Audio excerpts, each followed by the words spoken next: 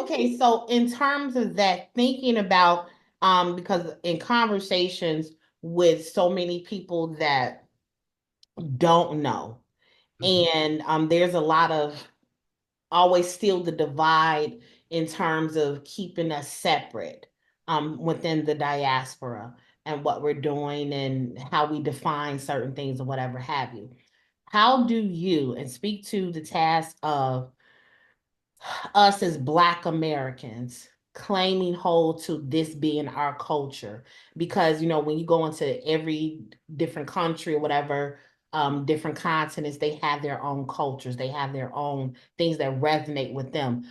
Why is it important for us as Black Americans? Yes, we do come and are the byproduct of enslaved people, but why is it important for us as Black Americans to claim this and support this as our heritage, as our culture? Ooh, that's a loaded question, Angela. Well, I tell you, here's why it's important. Because one, if we don't do it, nobody will. Let's start there. No one's going to care about your heritage the way you do. No one's going to understand your heritage the way that you can. And even if you're new to this, even if I don't know much about the blues, this is the time to learn about your history. Yeah. And I think when we think about music and we try to get ideas about music, I mean, you see it and you see it now. I mean, in hip hop and a lot of stuff, like people will sample, they go those crate diggers. Yeah. I'll go dig through the crates and start going reaching back. And you gotta reach back. And the thing is, when you reach back, you start to realize, oh wow, this was done, this was done. It gives you ideas, it can inspire you and your music. So there's a lot that it can do. But I think that in some ways, I do think in some of the newer artists, not everybody, but I do think some artists could really benefit from being connected to the history too. Just because I think there is a clear disconnect because I don't think people sing as good as they used to.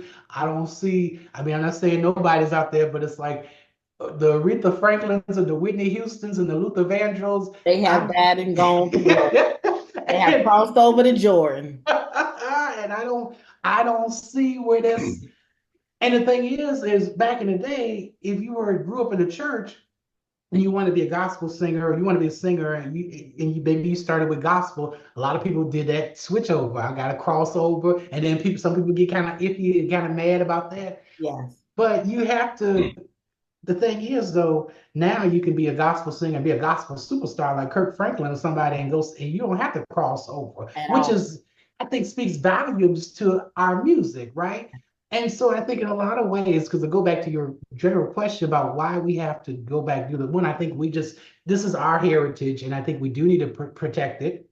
I think there's a lot to learn from it. I think there's a lot to gain from it, just in terms of, from a musical standpoint, but also from an economical standpoint. And I mean, when you control your heritage and your music and you create the infrastructure. Yes, Don't we let do. someone else create your infrastructure. When Yes. you create it, then you start to make decisions on how things are handled within your community and within your structure. And in my case, I want the blues to I want to help preserve the blues, and I think we have to do it.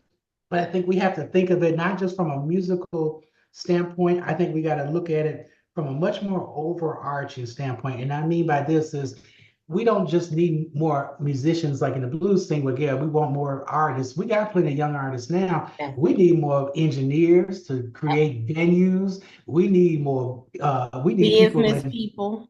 Exactly. We need venue owners. We need more managers and record label owners. We need festivals. We Yeah. need we need people to handle the business side of Yes. things. And